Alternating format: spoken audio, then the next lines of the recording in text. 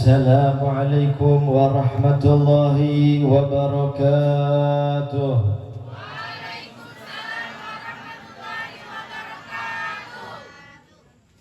Alhamdulillah.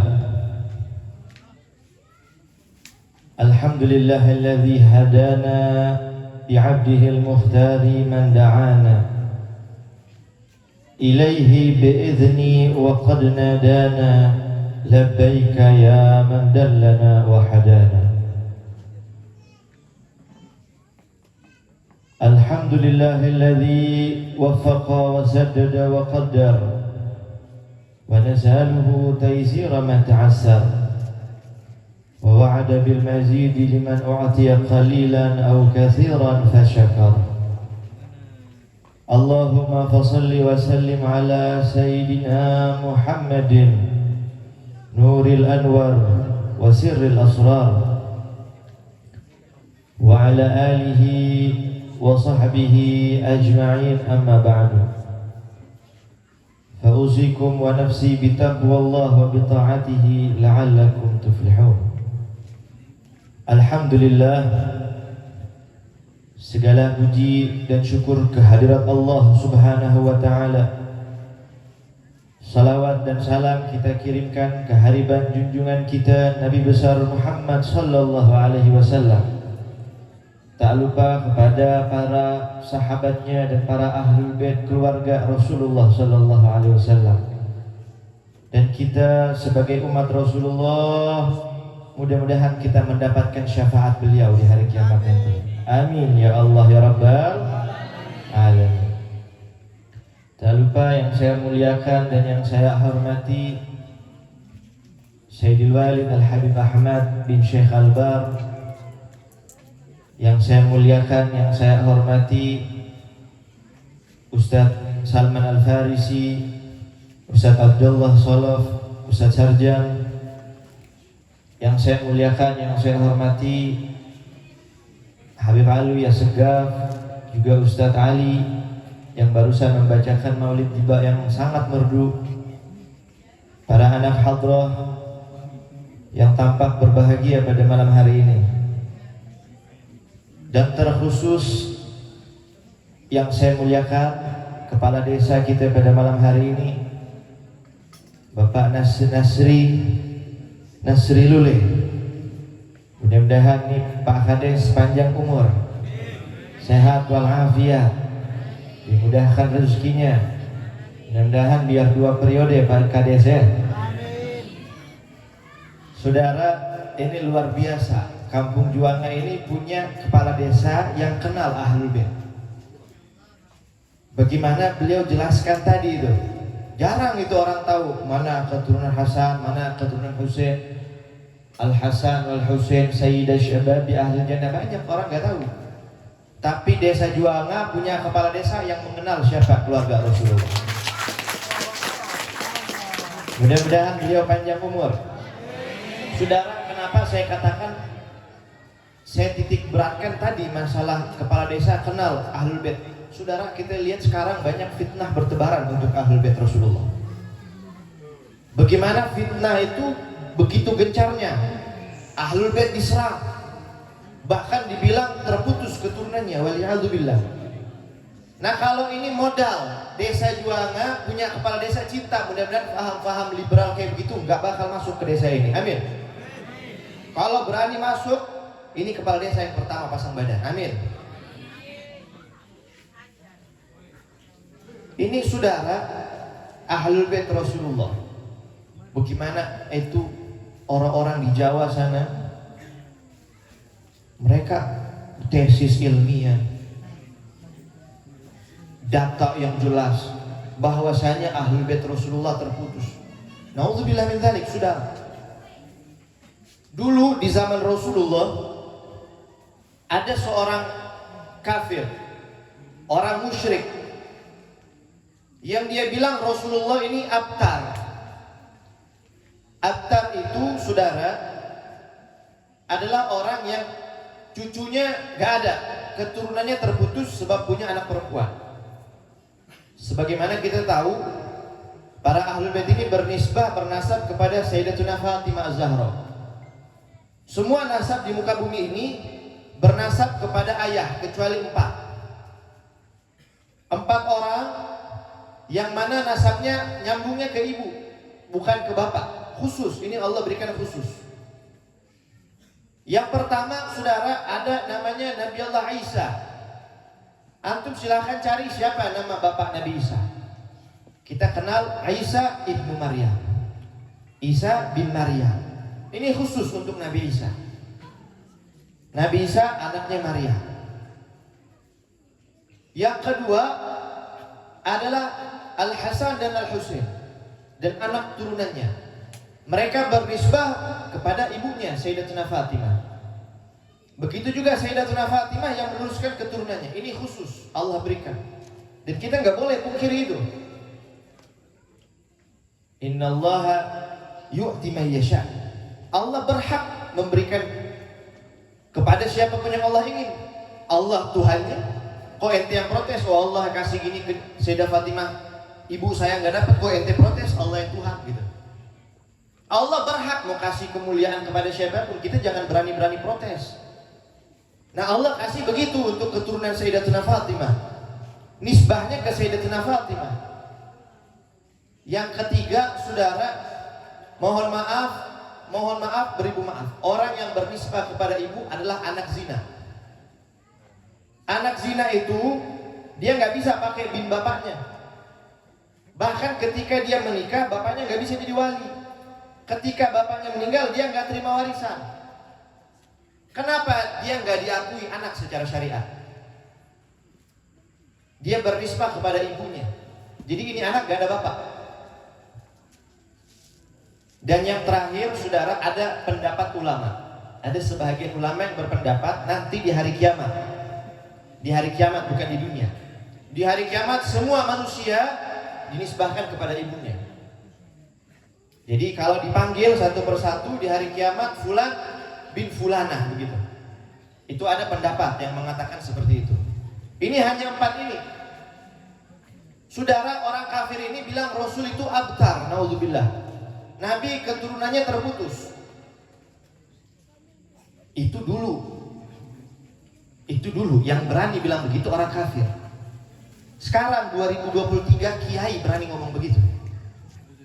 Mengaku ustaz, berani bilang keturunan Nabi terputus. Mengaku Islam, mengaku kiai lagi, bilang turunan Nabi Muhammad terputus. Dengan data, dengan fakta, dengan ini, dengan itu. Padahal intinya bukan fakta Nabi keturunan terputus. Fakta dia ini orang yang hasud kepada anak cucu Rasulullah. Fakta dia ini orang-orang yang benci anak cucu Rasulullah. Fakta dia ini orang-orang yang iri dengan kemuliaan yang Allah berikan. Betul? Nah mudah-mudahan kita di desa ini, di kota, di Pulau Morotai nggak ada kayak begitu. Maka ketika Nabi dikatakan abtar, orang yang terputus keturunannya, yang jawab Allah. Inna a'tayna kal kautsar. Allah memberikan kepadamu wahai Muhammad al-kautsar. Apa itu al-kautsar? Saudara, al-kautsar itu di dalam tafsir ada ulama yang mentafsirkan al-kautsar itu adalah telaga Kautsar. Di hari kiamat nanti Nabi dikasih telaga Kautsar. Tapi ada tafsir yang lainnya yang populer, al-kautsar itu adalah al-katsirut thayyib. Inna a'tainaka al-kautsar. Allah memberikan kepadamu al-kautsar yang artinya keturunan yang banyak dan yang bagus. Allah yang berikan dan Allah patenkan di Al-Qur'an. Fasholli lirabbika wanhar. Salatlah kamu dan tunaikan ibadah kurban, berkurbanlah untuk Allah. Inna syani'aka huwal abtar. Sesungguhnya Allah yang jawab. Orang yang bilang anak cucumu itu gak ada, orang yang bilang kamu gak ada keturunan, sesungguhnya dia itu yang gak ada keturunan. Dia itu yang nanti gak ada keturunannya. Jadi hati-hati saudara. Kita bisa jadi orang kayak begitu. Kalau kita berani bilang anak cucu Rasulullah terputus, nanti jangan-jangan kita ini gak bakal punya turunan. Karena Allah yang bilang dalam Al-Quran, Inna syani'aka huwal abtar. Dia itu yang abtar. Bagaimana saudara? Ini dari zaman dulu. Ahlul Bait Rasulullah itu dimusuhi, Ahlul Bait Rasulullah itu difitnah, Ahlul Bait Nabi Muhammad itu nggak disenangi orang. Nah, bersyukur kita ini, kampung kita ini adalah kampung yang cinta kepada keluarga Rasulullah. Tadi kita dengar Ustaz Alwi baca qasidah, wasafinun lin najati idza khifta min tufani kulli adha. Dan mereka Ahlul Bait Rasulullah itu bagaikan kapal, bagaikan bahtera, yang mana jika kamu ingin selamat dari air bah, selamat dari tsunami, naik ke kapal itu. Kapal itu adalah Ahlul Baitnya Rasulullah. Jika kamu ingin selamat dari fitnah akhir zaman, selamat daripada huru hara dunia, berpegang dengan Ahlul Bait Rasulullah, berpegang dengan anak cucu baginda Rasulullah.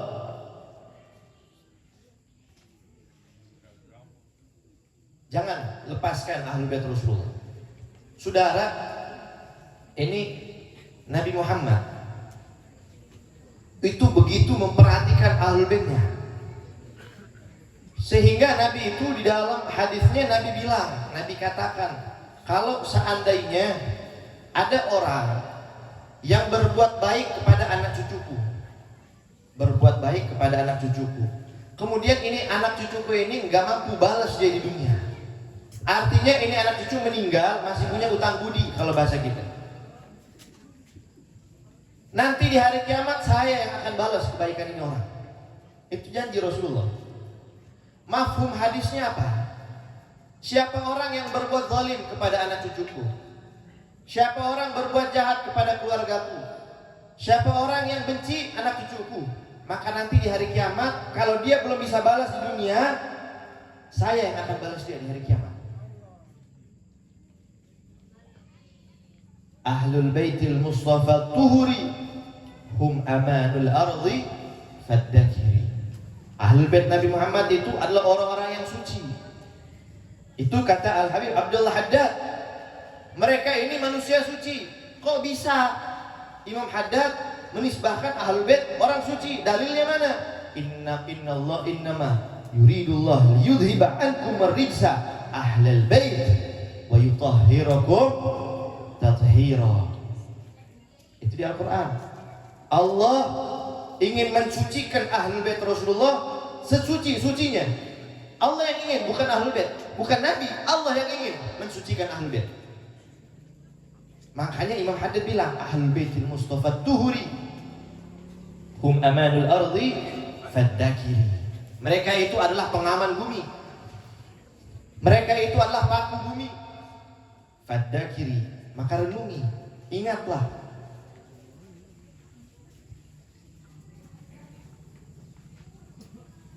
Jangan kita ada sedikit kebencian sama Ahlul Bait. Nah, mudah-mudahan ini desa ini menjadi desa yang penuh dengan berkah, desa yang penuh dengan rahmat, desa yang penuh kecintaan kepada Allah dan Rasulnya. Ma'asyiral hadirin wal hadirat yang insyaallah dimuliakan oleh Allah.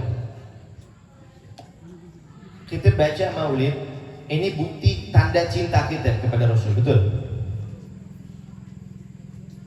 Saudara, kita ini manusia, kita ini dikasih akal sama Allah, kita dikasih pikiran sama Allah. Beda sama binatang.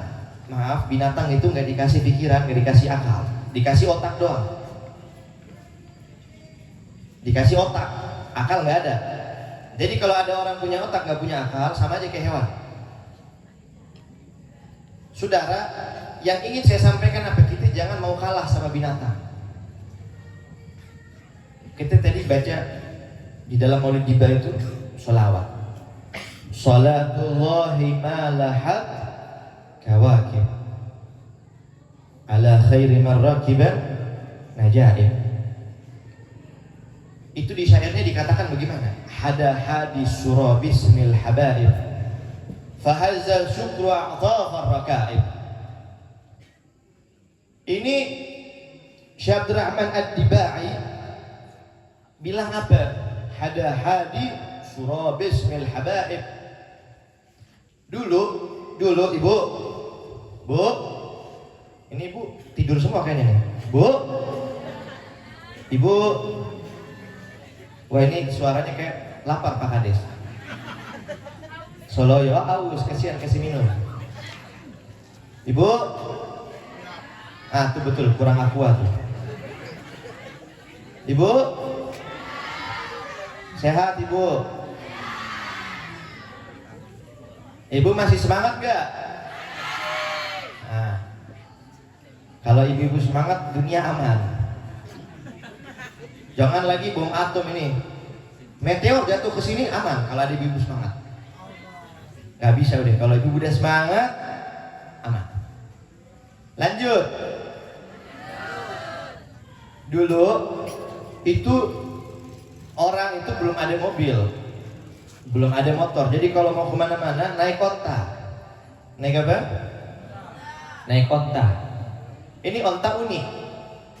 Onta itu dia ini suka dengan syair. Ini sifatnya onta. Jadi beda antara kita mau menunggang kuda sama onta. Kalau kita menunggang kuda, nunggang sapi gitu, itu dicambuk, baru dia jalan cepat. Kalau onta beda.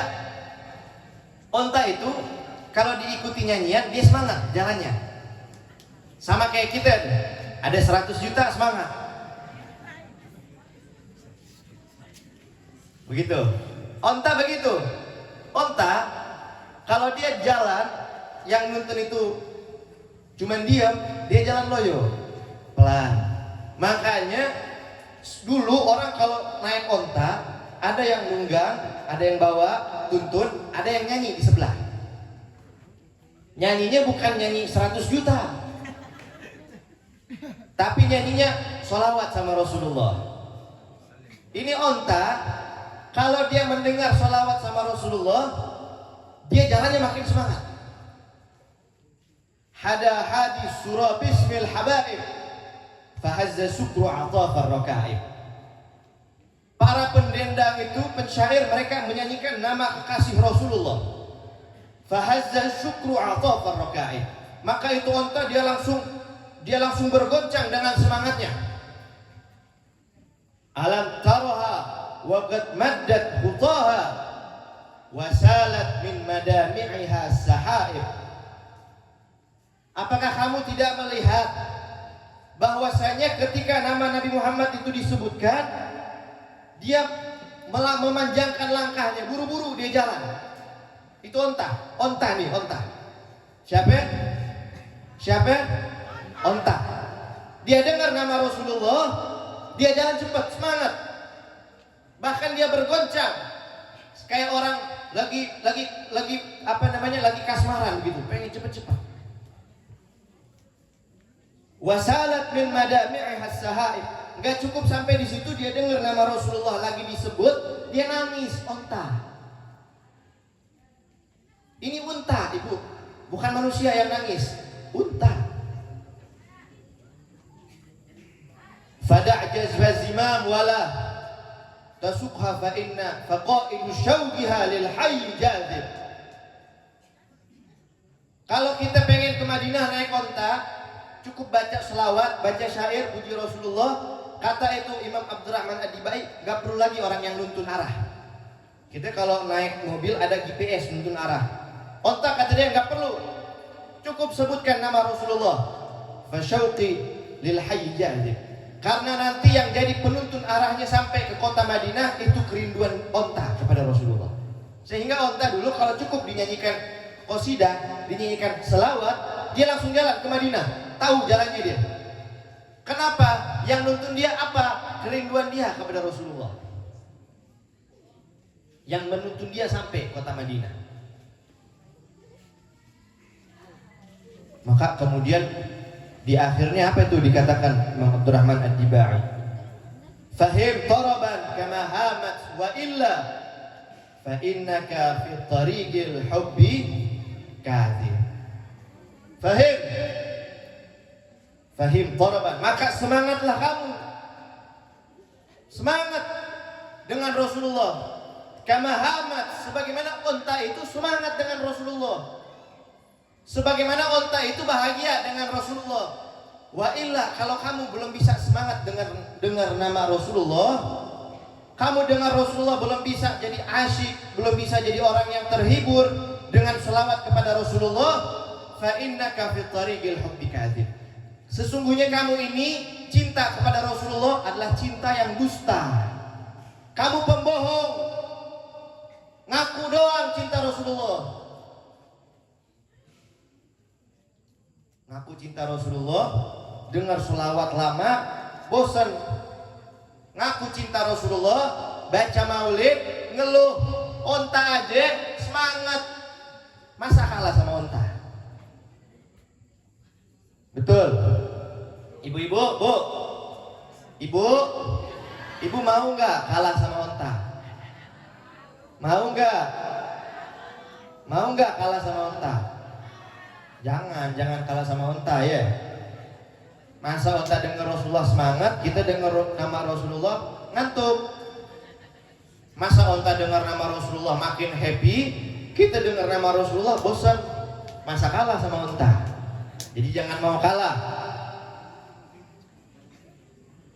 Sampai dibilang kalau nggak bisa, kita itu cintanya palsu sama Rasulullah.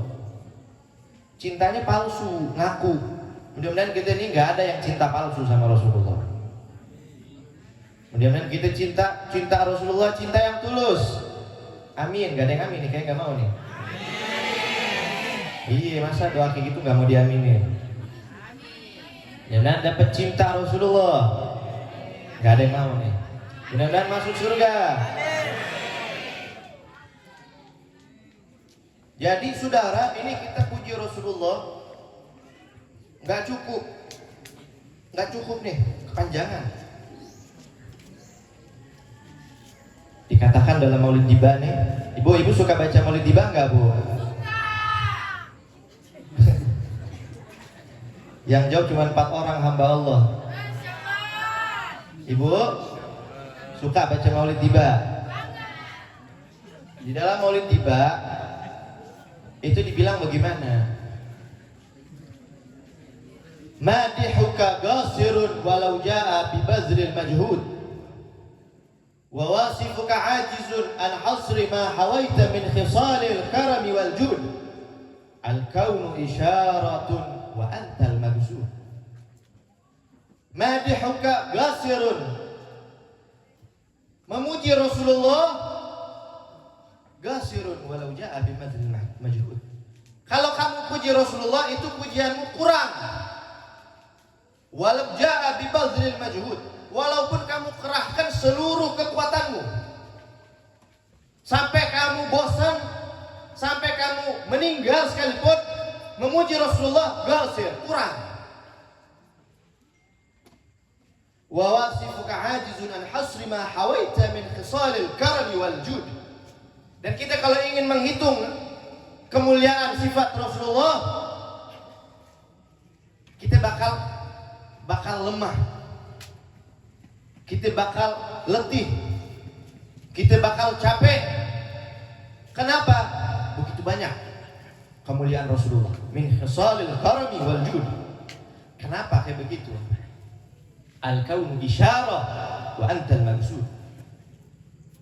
Ini alam semesta, bukan cuma bumi, alam semesta isyarah, hanya penunjuk, hanya isyarat doang. Wa antal mabsud, tapi yang dituju pada hakikatnya adalah Rasulullah. Suatu waktu Nabi Muhammad ditanya sama Allah, ya Muhammad, khalaqtus sama wa ma fiha liman ya Muhammad. Aku menciptakan langit beserta isinya. Itu untuk siapa? Buat siapa nih? Bikin langit untuk siapa? Maka Nabi Muhammad menjawab dengan kehambaannya kepada Allah. Allahu a'lam. Yang mengetahui hanya Allah. Maka Allah bilang, laka ya Muhammad.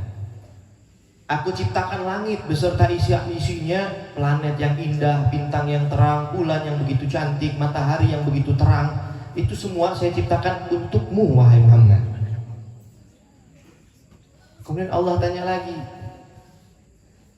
wahai Muhammad, khalaqtul arda wa ma fiha liman ya Muhammad. Aku ciptakan bumi beserta isinya.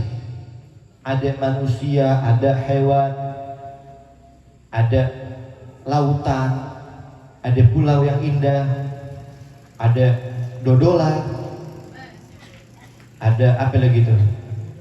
Hah? Ada banyak tuh, bagus apa di Morotai, bagus-bagus pulaunya. Itu untuk siapa diciptakan? Untuk ente? Bukan.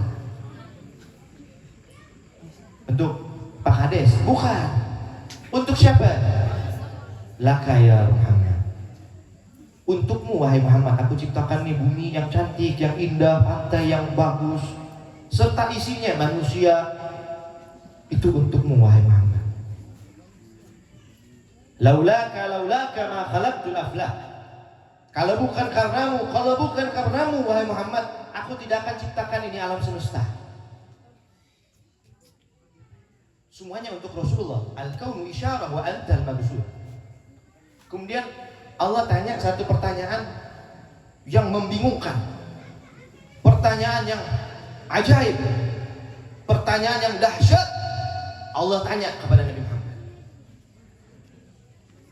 Tadi ditanya langit untuk siapa, bumi untuk siapa.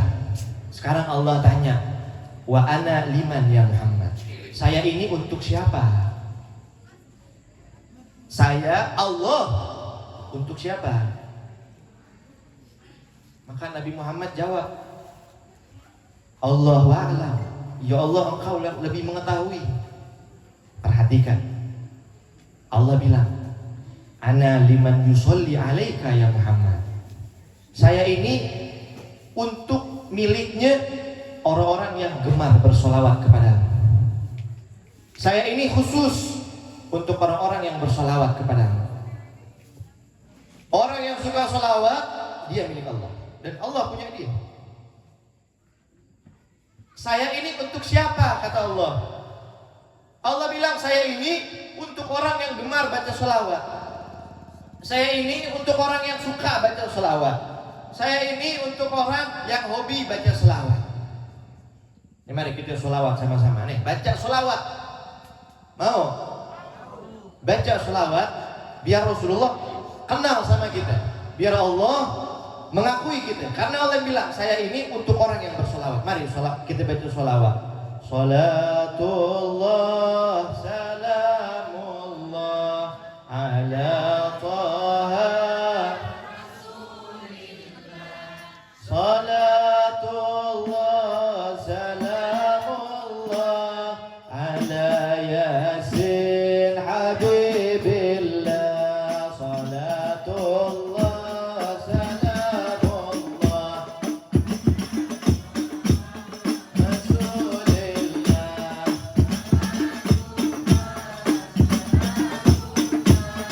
ala yasin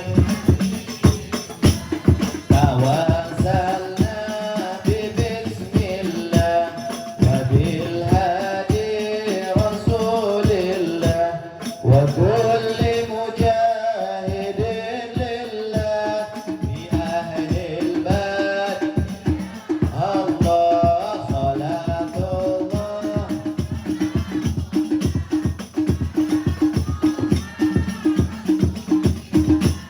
salatullah salamullah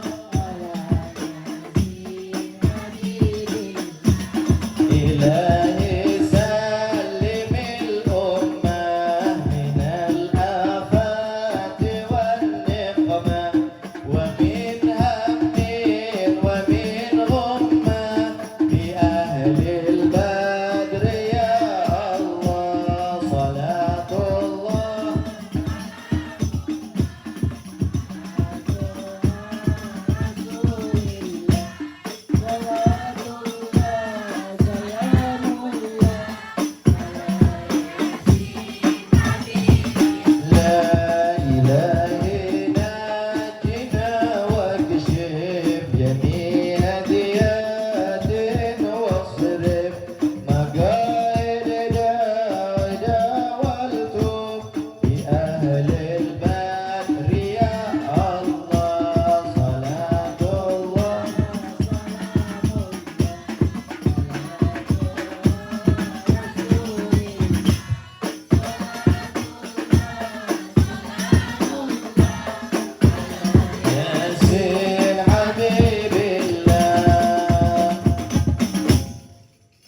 dibaca selawat, mudah-mudahan kita dilihat sama Rasulullah, diakui sama Rasulullah, kelak di hari kiamat kumpul sama Rasulullah.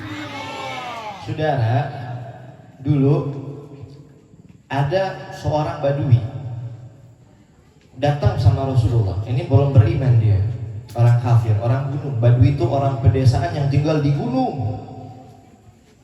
Dia bilang, ketemu Rasulullah,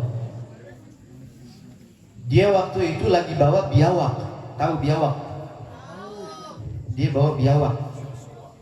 Apa? Soa-soa. Dia bawa soa-soa. Dia bawa nih soa-soa depan Rasulullah. Ini top nih, soa-soa ketemu Rasulullah nih. Kita belum ketemu Rasulullah. Ini dia bawa soa-soa depan Rasulullah. Dia bilang, "Ya Muhammad, Muhammad, saya tidak akan pernah beriman kepadamu kecuali ini biawak beriman sama kamu." Ditantang ya Rasulullah. Kalau ini biawak beriman sama kamu, baru saya mau beriman. Kalau enggak, ogah. Gitu. Akhirnya Nabi Muhammad bilang, oh baik. Nabi bilang, Nabi lihat nih ke apa tadi? Soa-soa. Nabi bilang, ya Dhab, wahai soa-soa, man ana. Nabi tanya nih, biawak, soa-soa, saya nih siapa? Saya ini siapa? Nabi tanya nih. Maka itu dengan izin Allah, mukjizatnya Rasulullah, ini soa-soa bicara.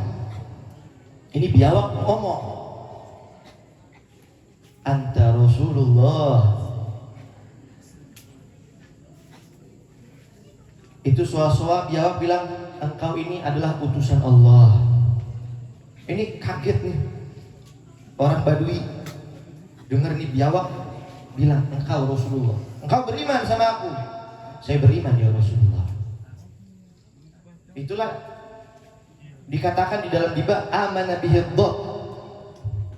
Beriman kepada Rasulullah seekor biawak. Maka dengan imannya seekor biawak itu, ini orang Badui akhirnya masuk Islam. Wa sallamat alaihil asjar wa khatabathul ahjar wa hanna ilaihil jiz'u hanina hazinin nahr.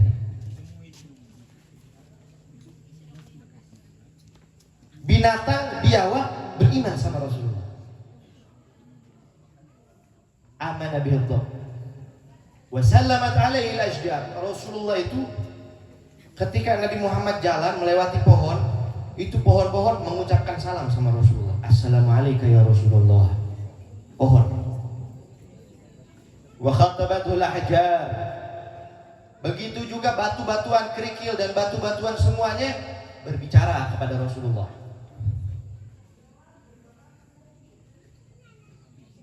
Wa hanna ilaihil jiz'u hanina hazinin nadir. Dan sebuah pelepah kurma merintih bersedih rindu kepada Rasulullah. Dulu Nabi Muhammad itu suka khutbah di atas mimbar. Maka dilihat sama sahabat, ini mimbar Rasulullah, tempat duduk Rasulullah, tempat khutbah Rasulullah ini sudah usang, sudah rapuh. Maka sahabat ini inisiatif pengen ganti. Kita ganti nih mimbar Rasulullah yang baru biar bagus. Diganti akhirnya. Maka Nabi Muhammad naik khutbah pakai mimbar baru sekarang. Begitu Nabi Muhammad naik khutbah, itu Nabi Muhammad dan sahabatnya semuanya mendengar suara rintihan tangisan yang sangat keras. Ini menangis terseduh-seduh, tangisan kayak tangisan yang bikin kasihan gitu. Menangis. Akhirnya dicari sama sahabat, dicari, nemu asal suaranya dari mimbar yang lama yang sudah dikeluarkan di luar masjid. Maka Rasulullah samperin, ibu, bapak, ini mimbar Rasulullah yang lama itu terbuat dari pelepah pohon kurma. Udah usang, ditaruh di luar, diganti mimbar yang baru. Nah ini menangis, bahkan mengeluarkan air mata. Itu pelepah kurma basah, menangis, betul-betul menangis dan bersuara. Tangisannya yang dengar bukan cuma Rasulullah, tapi sahabat semuanya dengar. Maka kita dipanggil Rasulullah lihat dia nangis. Pelepah kurma ini. Akhirnya sama Nabi Muhammad dipeluk. Ibu bayangkan dipeluk sama Nabi Muhammad. Kita mau nggak dipeluk sama Nabi Muhammad? Dipeluk. Ketika Nabi Muhammad peluk ini pelepah kurma, itu pelepah kurma suara tangisannya mulai redup, mulai pelan, sampai dia berhenti menangis. Ketika ini pelepah kurma selesai menangis, Rasulullah tanya, "Wahai pelepah kurma, kenapa kamu menangis? Ada apa?" Ini pelepah kurma jawab sama Rasulullah, "Ya Rasulullah, saya rindu sama kamu. Biasanya kamu kalau khutbah, kamu berdiri di atas saya. Kamu biasa menyentuh saya. Tapi sekarang ya Rasulullah, saya sudah tua. Saya sudah usang, sehingga sahabat mengganti dengan mimbar yang lebih baru. Saya sedih ya Rasulullah, gak bisa ketemu kamu lagi." Maka Rasulullah bilang, "Wahai pelepah kurma, sudah jangan nangis, saya kasih kamu pilihan. Saya bakal pakai kamu khutbah.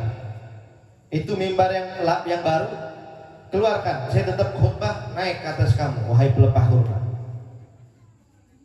Tapi di dunia aja.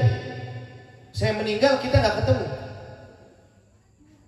Atau kamu pilih pilihan kedua, saya kubur kamu, saya tanam kamu di dalam tanah, tapi nanti kamu tumbuh di pohon.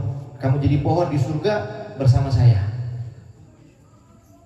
Maka ini pohon pelepah kurma milih, "Ya Rasulullah, biar saja saya menahan rindu sesaat denganmu, kubur saja saya, biar nanti saya terus selama-lamanya bersamamu di hari kiamat."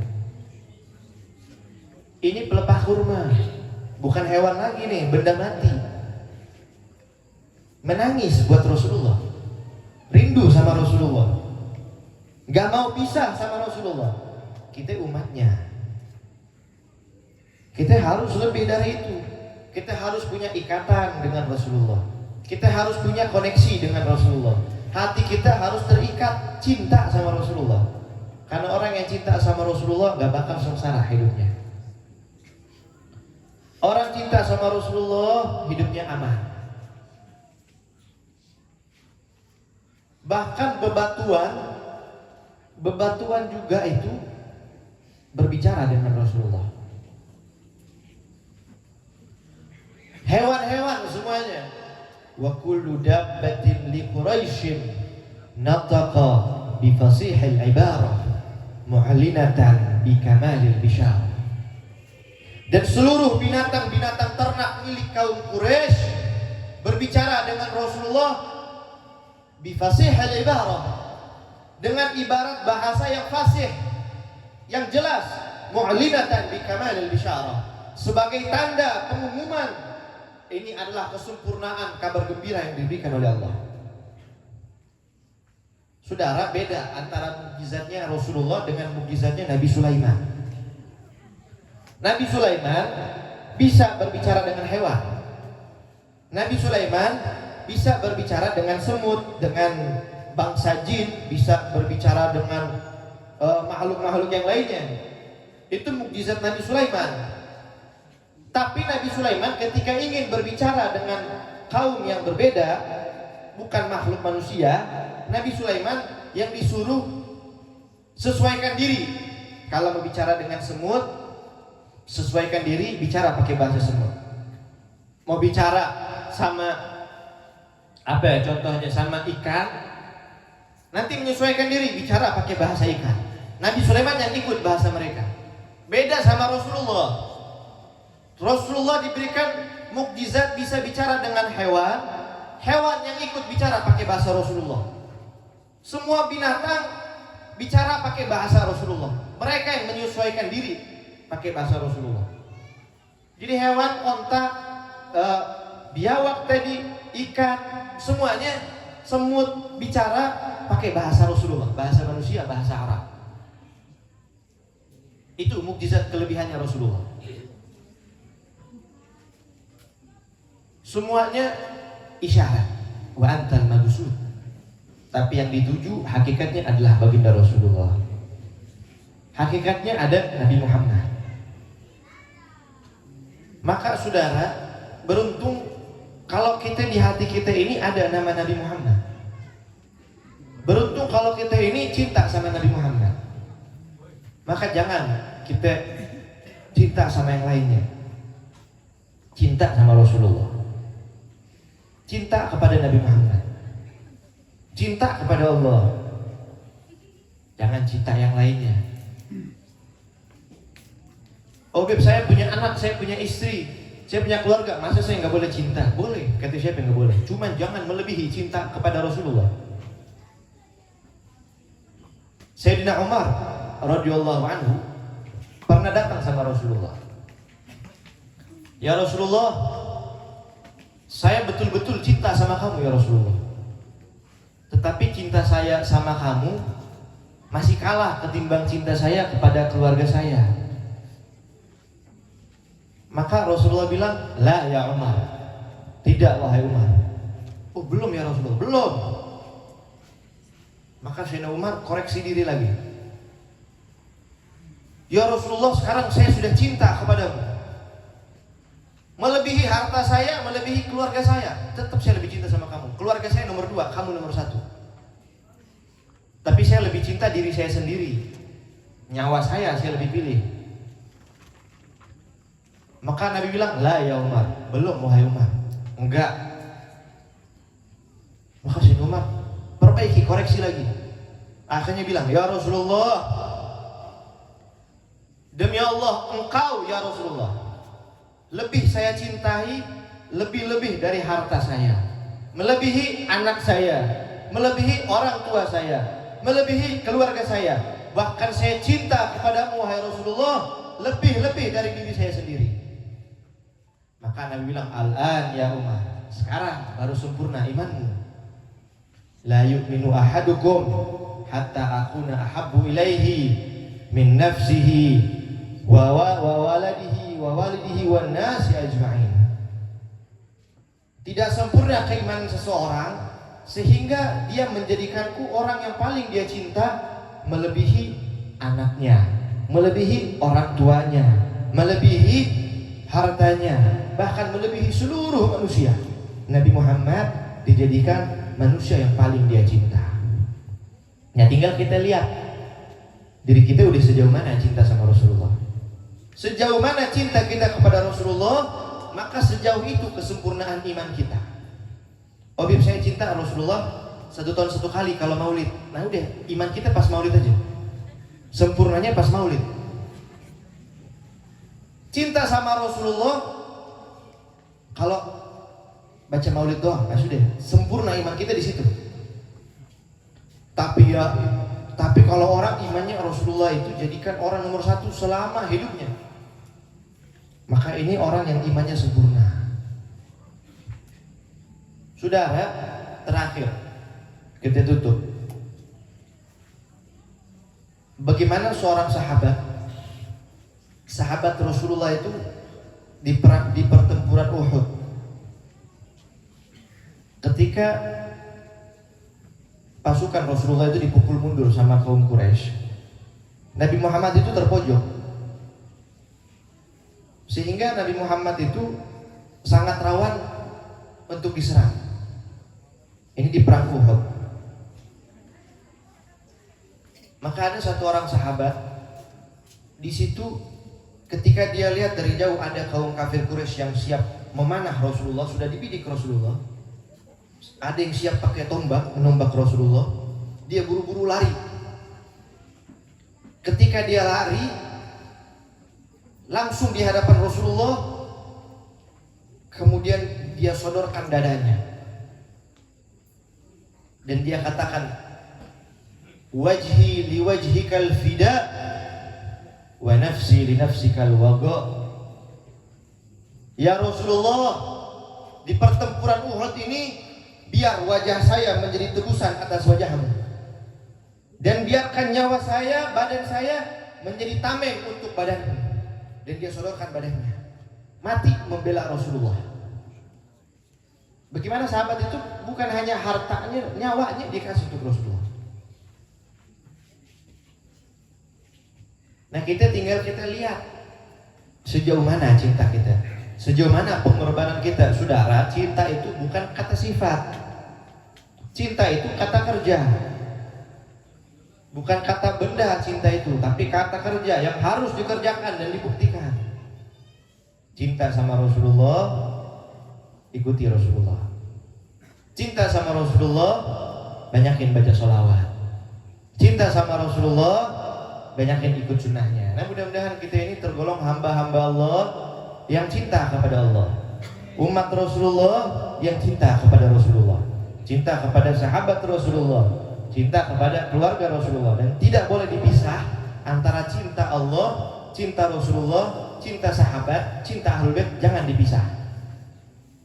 Jadi kalau ada orang datang bilang cinta Rasulullah, cinta Hasan, cinta Husain, cinta Ali, tapi di satu sisi caci maki Sayyidina Abu Bakar, caci maki Sayyidina Umar, caci maki Sayyidina Utsman, mengkafir-kafirkan istri Rasulullah, jangan diambil paham kayak begitu.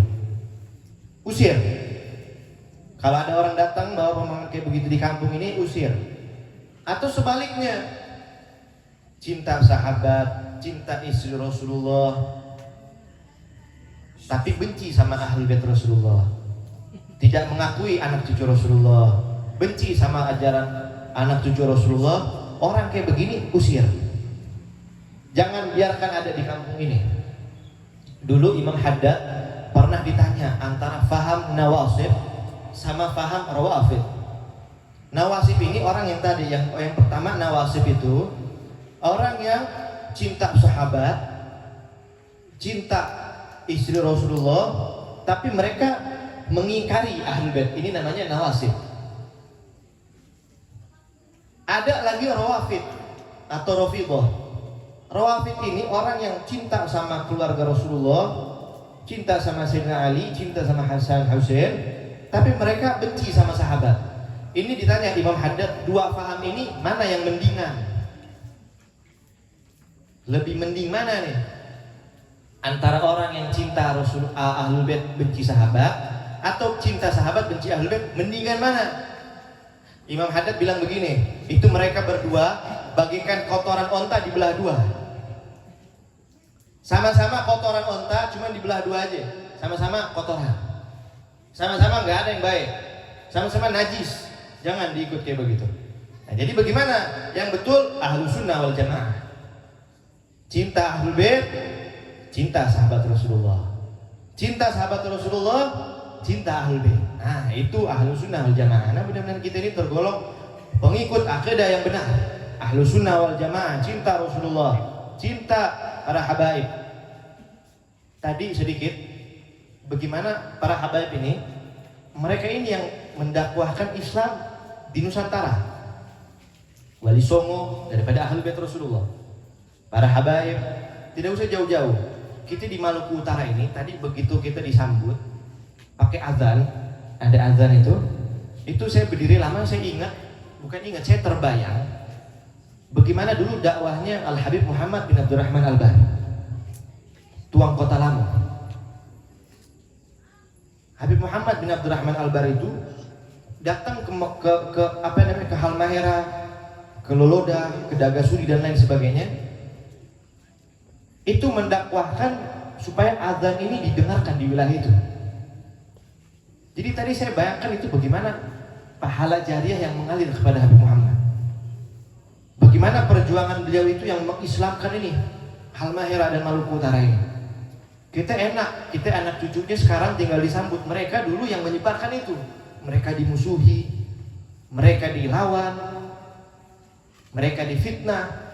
Terus mereka berjuang untuk menyebarkan li'ala'i kalimatillah, menyebarkan ajaran Islam, sehingga Islam sampai sama kita ini.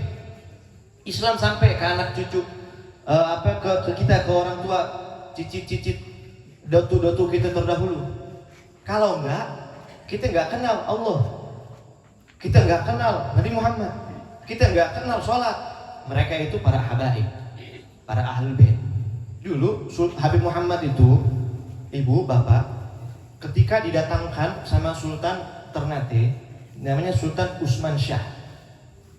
Sultan Usman Shah ini mendatangkan Habib Muhammad. Beliau datang dari dakwahnya di kota Banggai. Habib Muhammad ini dulu ketika datang ke Ternate tinggal di istana. Tinggalnya di mana? Di istana. Istana waktu itu bukan kayak sekarang yang cuma jadi udah jadi museum atau bagaimana. Mereka zaman dulu kesultanan lagi jaya-jayanya. Sekarang kesultanan masih aktif. Zaman dulu lebih jaya lagi. Nah, Habib Muhammad hidup di zaman itu, di mana kesultanan lagi jaya-jayanya. Sultan Usman Shah. Itu kata Sultan Usman begini, Habib tinggal di sini di istana. Habib mau apa kita kasih? Habib mau ini kita layani. Dikasih fasilitas sama Sultan. Tapi Habib Muhammad gak pilih itu. Habib Muhammad lebih pilih masuk ke kampung-kampung, ngajarin Islam, ngajarin dakwah. Untuk siapa? Untuk kita. Biar kita kenal Allah, biar kita kenal Rasulullah. Beliau tinggalkan itu kemewahan istana, kemewahan jadi mufti, pejabat tinggi di kesultanan. Orang jadi mufti itu kalau sekarang jadi menteri agama. Tapi dia tinggalkan, dia mufti tapi dia nggak mau tinggal di situ. Habib Muhammad. Bagaimana dia didik orang? Dulu saya pernah dengar cerita ketika Habib Muhammad datang. Habib Muhammad bin Abdurrahman datang itu, beliau nih pengen biar dakwah Islam itu berjalan cepat.